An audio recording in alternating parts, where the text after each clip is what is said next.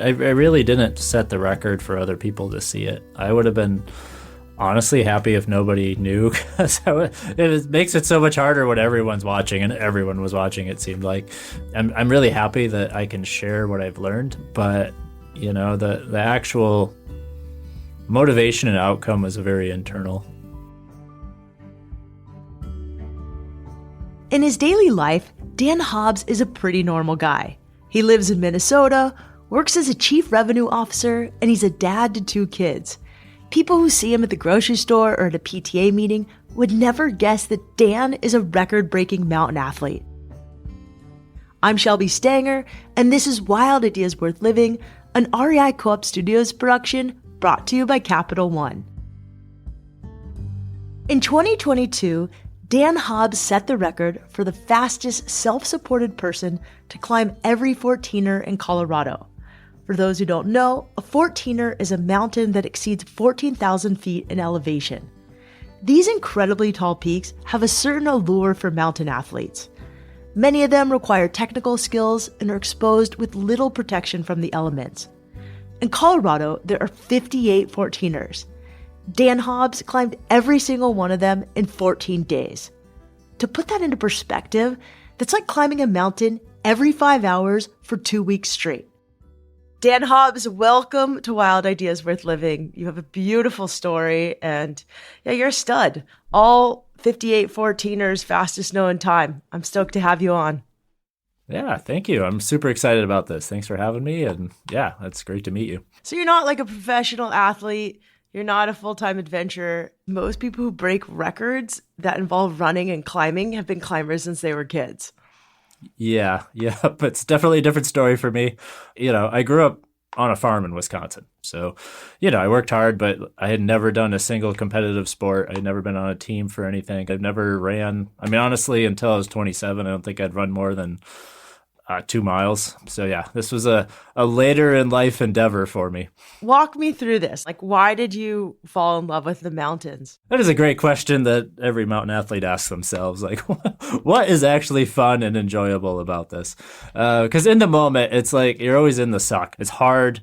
You're miserable. Your body's fighting against you. And then you get to the summit and you look around and you're so close to heaven, and you just feel incredible, and the view is amazing. And if you're a spiritual person, I feel like you're connected to God up there, and it's really a mind-blowing experience. And then you got to get off the mountain, which is often just as hard as getting on the mountain.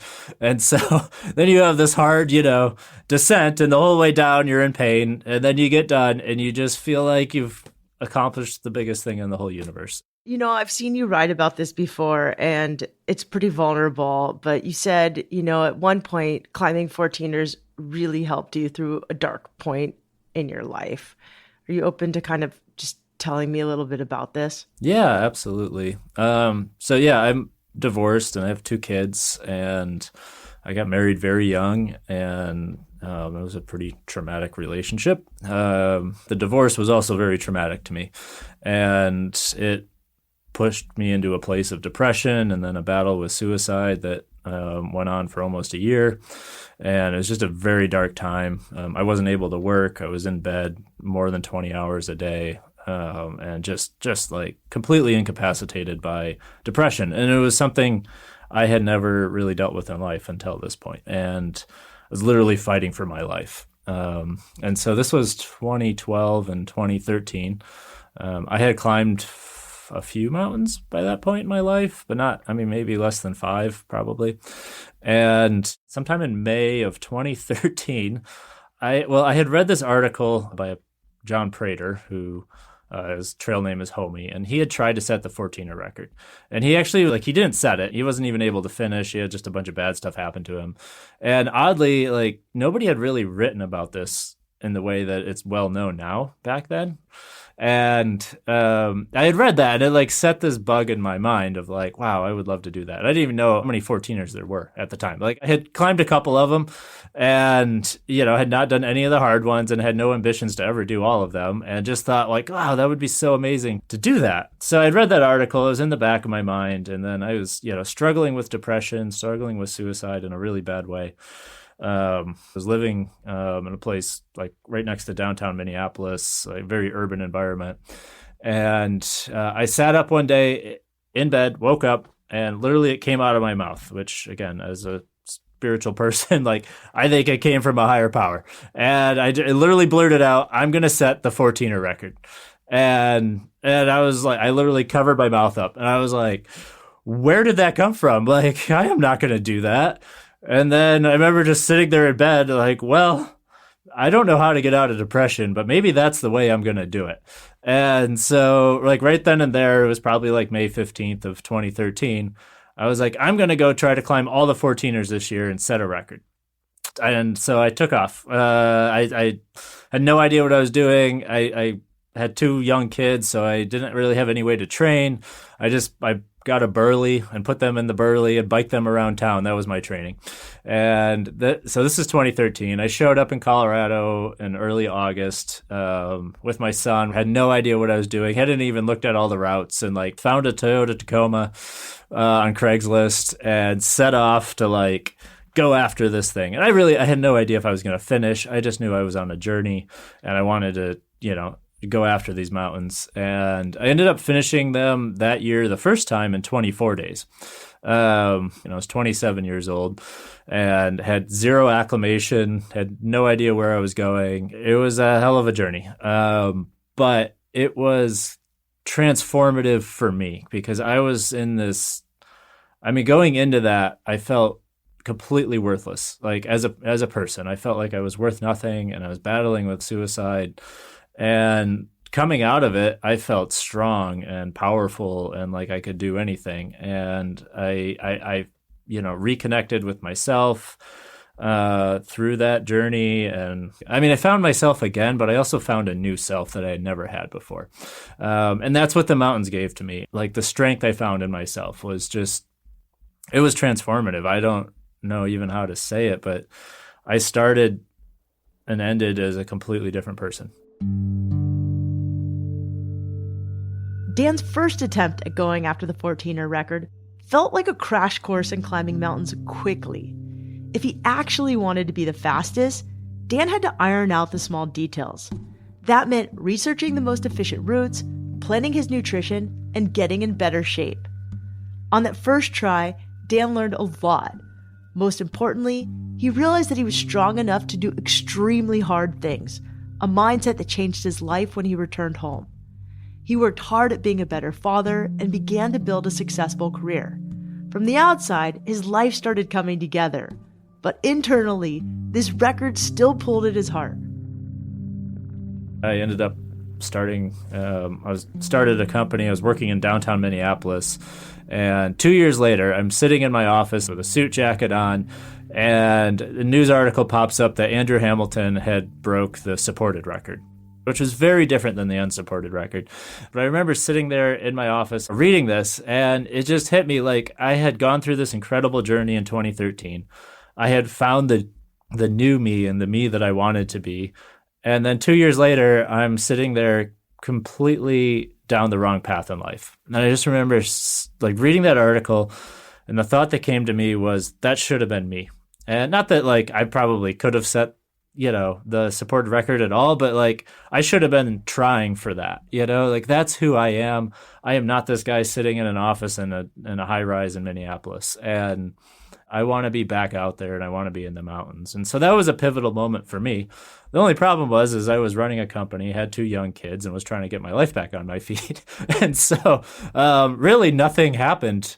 That was 2015. But literally every day of my life from that day on, until I set the record, I thought about the record. And I remember sitting down with myself and like writing my bucket list, but then not just like a bucket list is like the things you want to do before you die. And then I said, what are the things that you have to do? Like if I got older and I could not live with myself if I didn't do this, what would it be? I call that the F-it list. The F-it list. There you go. I'm going to use that from now on. And that was like the first thing that came to my mind. There was some, more important things like raising my kids well and, having good relationships with them. And then there was the record. And I realized like I can't not do this. I have to do this because I will not live with myself, down the road if I didn't do it. And then I had like these funny thoughts of me being in my 60s trying to set a 14er record. I'm like, that's a terrible idea. let's just get this thing done. Dan knew he had it in him to break this record. It was just a matter of time. Over the next 7 years, Dan saved enough money that he was able to quit his job and focus on the logistics of this adventure. First, he had to figure out how to train at home in the Midwest. Minnesota is really flat, which made it hard to practice gaining elevation, adjusting to altitude, and scrambling over rocky terrain. But Dan improvised and made it work. He spent roughly 8 hours a day preparing for the 14ers. How did you train in Minnesota? I want to ask you real quick. It sucks. It's hard. It's miserable. So Minnesota is it's really flat, and I live right next to a ski area that's got 140 feet of vertical, if you can believe, that's an actual ski area. And there's a hill there that I did 70 times a day to get 10,000 feet of elevation every day, 4 to 5 days a week for months on end. And it's like a 0.3 mile loop to get, and that loop's like 127 feet or something like that, over and over and over, 9 hours a day, the same thing, day after day after day. And that's how I trained. Would you listen to music? I had the same 100-song playlist on repeat day after day after day. And you get to be, I spent inordinate amounts of time by myself training. And the other thing that was very, very difficult in the training, but also very beneficial, was Minnesota weather is miserable. It's either really, really cold or really, really hot and humid. There's 2 weeks a year that we get that's nice weather. And so I trained at 80, 90 degrees in full sun, super humid, doing my elevation laps and, drinking 2.5 gallons of water some of those days and trying to keep my electrolytes up too. And then to go to Colorado where, it was generally in the mountains, in the 60s, during the day, was so much easier than being at home. And so the training really toughened me up in good ways. And I had friends that would try to join me with training and stuff. And they were just this is so miserable, man. This is no fun at all. And I was like, is that really the point? I'm like, you find the happiness. You don't have to have it given to you. You just find it. And sure, it's probably miserable, but I'm actually really happy right now because I chose to be happy. When we come back, we talk about what it took for Dan to set the fastest known time for all of the 14ers in Colorado. He also shares his advice for those of us who might be interested in climbing a 14er ourselves.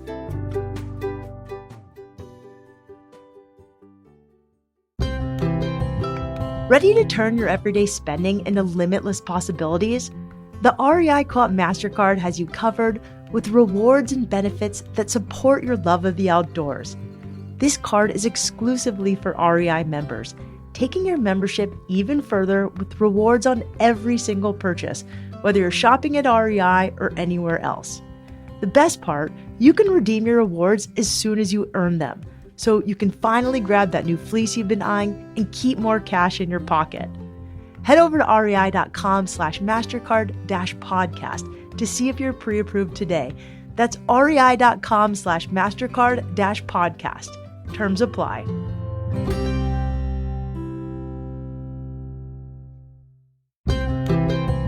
Celebrate the spirit of women who explore the outdoors with the all-new Inquire Mid collaboration from REI and Danner. The exclusive Inquire Mid hiking boots are available in 3 limited edition colorways, great for hitting the trail or strolling through town. The Inquire Mid is fully equipped with Danner dry waterproofing, a stable trail guard platform, and a custom Vibram outsole, delivering incredible grip on wet and dry surfaces. Plus, with their all-new Women's Precision Fit, you'll experience superior heel support and a roomier toe box for unmatched comfort. Whether you're heading up into the mountains or out for a cappuccino with friends, the Inquire Mid has you covered. And the cherry on top, you can extend your boot's life with Danner's recrafting services. Limitations apply. Check out the new Inquire Mid collection at your local REI or at rei.com today.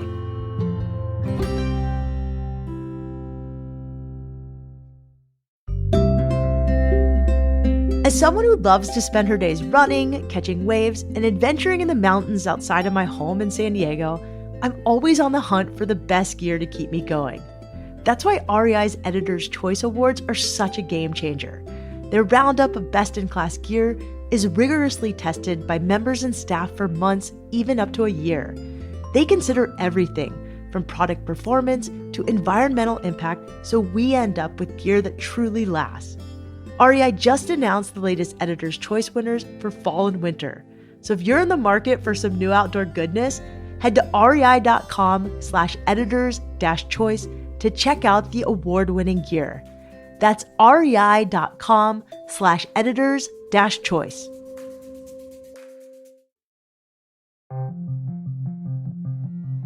Dan Hobbs is the self-supported record holder for climbing every 14,000-foot peak in Colorado. He climbed all 58 of them in just 2 weeks. If you're going after a self-supported record like this, one of the most important elements is transportation. Because Dan was doing it without any help, he had to come back down every mountain the same way he went up, and then drive himself to the next trek. As part of his preparation, Dan bought a van. He appropriately named it Beast and spent an entire summer building it out so he could easily sleep and eat in it. The van itself was a huge investment, but it turned out to be a crucial piece of equipment during his record attempt. Just imagine, each of these 58 peaks has at least 4 paths to the summit, all starting at different locations. Not only did Dan have to climb up each mountain, he also had to get himself from one trail to the next. There were thousands of routes Dan could have taken, so he had to choose carefully. At home in Minnesota, I'd have these huge spreadsheets, and I have like 5 monitors at my desk, and I'd have maps up on all of them trying to like sort this incredible maze out. And then I'd come up with a hypothesis of like, I think this is going to work. And then I'd fly out to Colorado and, pick up my van and drive up there and drive all over the place and climb all these mountains. And then be like, that was a total bust. Like, I was completely wrong. And I remember sitting there in my van multiple times, just looking at like my printed out maps and like looking at Garmin on my phone. And like, I totally screwed this whole thing up. And I'm like starting over. And so it was like trial and error over and over again for preparation. And really, the 14er records are won and lost in the logistics. You have to be an athlete. But like it is about your efficiency getting between the mountains. It is definitely in the logistics to win these things. So did you have like a final spreadsheet when you figured out your route and you actually set the record? I did, and it was very large. It was, hundreds of lines long and many, many columns wide. And it was a really, really wonderful plan that worked for about 2 hours on the record. Like it was really funny. So I should say one of the cool things in the 14ers and the records is tradition. So this started like many decades ago. And so there's these really wonderful, good traditions that have developed in this that are actually like rules in the endeavor. And one of them is you have to reach out to the prior record holder and talk to them. And some of the reason that exists is like, they're the ones probably going to keep you accountable to actually following the guidelines and rules, And secondly, it's just a really good thing to do. And so I reached out to Peter, who had the record for 26 years or whatever it was. And it turns out he's just this most wonderful person ever, lives in Boulder. And he took the time to talk to me for like an hour, and he gave me some really good advice. And like his record journey went to hell on day one. And so he said, look, man, you probably have like all these plans and a spreadsheet and you think you got this all figured out. And he's like, the truth is it's not going to go any way that you think it's going to go. And he's like, so just forget all that and just remember to keep going and just don't stop. And that's all you really need to know. And I was like, I remember getting off that call and like, I'm very like analytical as a person. And I was like, I have this down to a T. I have my spreadsheet. I know exactly how this is going to go. Peter doesn't know what he's talking about. And like, sure enough, within like 2 hours of my record starting, the whole thing went to hell. And I don't think I looked at the spreadsheet after day one. What was good though, is I had worked so much on this. Like I knew how to improvise because I knew I knew every mountain and I knew every route by heart. After over a year of preparation, Dan finally started his record-breaking journey on July 5th, 2022. He took off in his van with all of his meals prepared and got started at 1:37 a.m. So I read that you climbed 58 mountains, 58 14ers in 2 weeks, and I read that that's the equivalent of climbing a 14er every 5 hours back to back. Yeah, that sounds That about seems right. impossible. So like, would you do multiple in a day? Like, how did you make this happen? Yeah. Well, so the mountains are very diverse. And so it's not like there's like one kind of 14er. Some of them you can just walk up. Some of them there's, exposed climbing. Some of them, are technical. Some of them are in the middle between the two. And some of the mountains are on their own, and there's a lot of miles to get to a single mountain. And some of them, are right next to each other, and you can combo several mountains at the same time. But yeah, I mean, the general gist of the 14er record was that you go slow and you don't stop. You go 24 hours around the clock. You just sleep as much as you have to keep going. And you just kind of go, a nice even pace. And so climbing 4 or 5 14ers in a day, some days that's extremely hard. Other days, like I climbed 8 in one day, and then I would say the hardest day of the whole record, I climbed 2. But it was for sure the hardest day. And I have a sticky note on my dash in my van. I said, just don't quit. Go slow with like 5 W's. and that was my motto every day. Like when I'd get back in the van, it was sitting there right in front of me, just don't quit. That's all you have to do is not stop. And that's how you get 4 to 5 14ers done in a day. What were some of the most memorable days? Yeah. One of the challenges that I have a really hard time like equating on the record was I developed a dairy allergy. Like I think I had this like lactose intolerance thing starting for a while because I had stomach issues for the prior year and a half going into the record. And then the exhaustion during the record like burned my whatever left I had of lactose tolerance went away. And so I spent 8 out of 14 days throwing up, stomach sick, in like extreme pain. Like I would say 40% of the suffering I did was because of my stomach on the whole record. And all of my food was prepared before the record. I had like spent 2 years figuring out a really good diet. Of course, it also included a lot of dairy that I suddenly couldn't digest. I figured it out on like day 4, I think it was day 4 or 5. And so I couldn't eat any of the food that I I stopped at grocery stores like 4 times, and it was just like loading up on pre-made foods. It was just a terrible way to set a record, but it all worked out in the end. Day 1 was really memorable. So you start this area called Chicago Basin, and you either hike, it's like an incredibly long hike in. It's close to like 20 miles. Just to the base of the mountains. Or you take this tourist train out of Durango, the Durango Silverton steam train, and it drops you off about 7 miles before the mountains. And so the way to perfect the record is you take the train off the clock, you hike up and you start 3,000 feet below the first summit. And so you start way up in this valley off of a train, but you have to get 4 mountains done that day and then down to the train by 10:40 a.m. And then you got to get on the train and take that, your vehicle is sitting where the train goes. And so, I was super nervous about this. These were mountains that I didn't really get to train on. 2 of them are pretty technical. By the time I got off the first mountain, I was an hour behind. And I just remember getting off the first mountain, looking at my watch and being like, I can't believe I've already failed. Like I'm 4 hours into this thing and I've already failed. And then I got like stomach sick and altitude sick. And so when I got to the top of the last of the 4, I was laying on top, just like feeling I was going to throw up, staring at the sky, being like, I am such an embarrassment. Like the whole world was watching and like, I'm not even going to make it past day 1. And then I called back to, what I had learned in 2013. I was like, Dan, are you who you think you are? Are you actually a strong, powerful person? And do you really believe you're going to set this record? And I was like, yeah, I do. And I was like, man, get your ass off the rock and run all the way down and do whatever you can. And if you don't catch that train, at least you've tried and did everything you could to catch that train. And so I got myself up and I literally ran the 7 miles, 3,000 feet downhill to the train and like got down there just in time.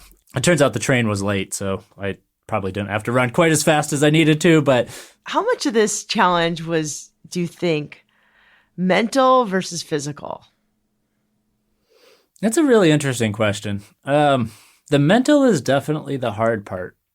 But for me, a lot of people have asked me, like, how did you keep going? Like, how, day after day, and it's so hard.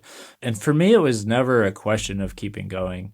I decided in 2015 I was going to set that record. When I realized I couldn't live without it, like that was just going to happen. And so there was never once that I asked myself whether or not I was going to keep going. It was always, you're going to keep going and you're going to set that record. But the mental part that was hard for me was like, I do have two kids, and I got myself into one very specific terrible situation.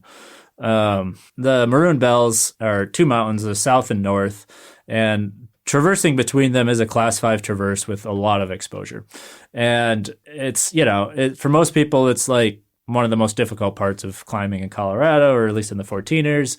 And I got up there in the middle of the afternoon, and it was this thunderstorm hit, and it was a brutal storm. I mean, it was lightning, nonstop lightning. The mountain was electrified. The rocks were shaking and clacking because of the electricity in the mountain. Lightning bolts were hitting the top of the mountain, and it was pouring rain, and then it turned to hail and snow. I got to the base, like right below the summit, and I just didn't know what to do. And like, this was the mental difficulty of the race, is like, I have kids, and I knew I had to get home. And I sat there and I said, well, at this point, you have a decision to make. You either go after this and set the record, and maybe you don't see your kids again, or you turn around and get off of this mountain. And I would say that was probably one of the darkest moments of my life, sitting there, because I decided to set the record. And those are like the decisions you don't really want to have to make in life, right? And it turns out I made it. It was fine. But I felt like when I got done with the record, I just needed to like go see a therapist and have like 10 days on my own, like to just come to terms with what had just happened. So that was, to me, the mental difficulty of the record. It really wasn't about whether or not to keep going, because it was physically hard. It was having to make those kind of decisions and, live with yourself through that. Dan's journey was grueling and sometimes even dangerous. It didn't help that he was sick and extremely sleep deprived. When he wasn't climbing, Dan tried to rest in his van as much as possible, but he averaged only 3.5 hours of sleep a day for 2 weeks straight.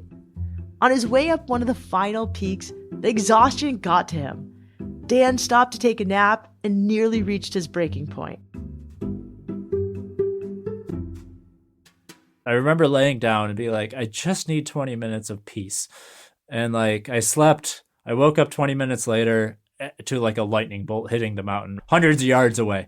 And like, I don't know where that cloud came from. And it was like all hell broke loose. And I was running off, and you're completely exposed up there at 14,000 feet. And there's like nothing to protect you. And there was like horizontal hail and lightning. Like, it was like Zeus was throwing lightning bolts on the top of that mountain. It was crazy. And I just completely lost my entire mental state of being. And like, I started screaming at God and at the sky. I was like throwing rocks and literally just like a 2-year-old tantrum, and just like crying and screaming.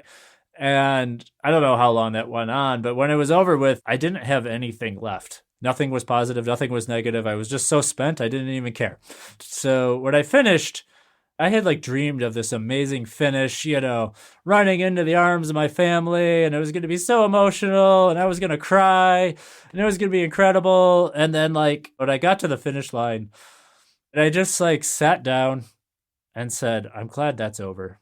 And it was like the most melodramatic finish. I just was like, can I go home now?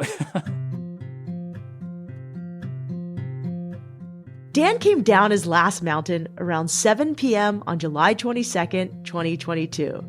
His family met him at the finish line with a beer and a burger, and soon after, Dan was ready to rest. He got into a real bed and tried to get a good night's sleep, but by 6 a.m. the next morning, he was cleaning out his van and preparing to head home. The weight of the record didn't fully hit him until he was finally back in Minnesota.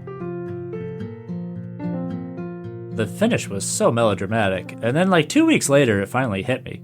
Usually it takes the length of a journey to like catch up to you. So that makes exact sense. Interesting. Okay. I didn't know that. That's really interesting.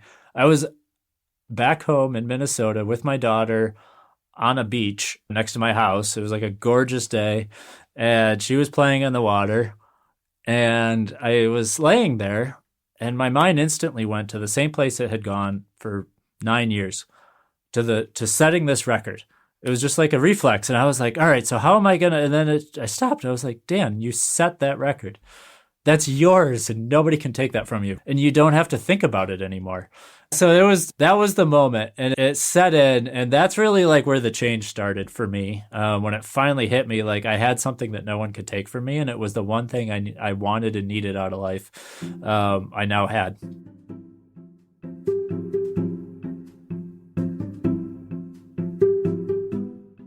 Can you just give me some advice and some listeners some advice? Because I'm sure there's a lot of other people like me who want to try climbing a 14er. Yeah, so some good pieces of advice on a 14er. First of all is before you go, just be in shape. Like you don't need to do a lot of incredible things, but be in good cardio shape. Whatever works for you, be in good cardio shape. That's how you get acclimated easy. That's how you enjoy the journey on a 14er is being in shape. Secondly, go slow and don't stop.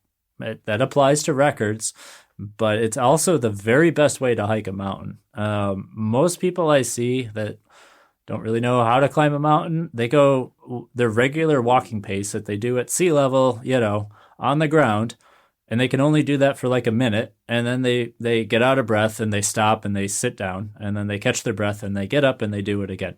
And that interval thing is totally destructive. The secret is you go as slow as it takes where you don't need to stop. And if it feels like you're hardly moving at all, you're moving like a half a mile an hour, that is still the fastest pace you will ever go on a mountain. If you go faster and stop, you will go much slower than if you just crawl and never stop. And so that's the secret to like hiking mountains quickly and doing a lot of them is that slow pace. So that's my two main pieces of advice. And my last one would be is don't race them, just enjoy them. And if you see a butterfly, stop to look at the butterfly, and a flower, look at the flower, and enjoy every second of it because that's how the mountains are really meant to be climbed. Not by fastest known times. No. What I do now is I set the MFT, most fun time. I love that. The MFT. You should start a little record site about like the MFT. Like that would be amazing. I love that. I've never heard of that.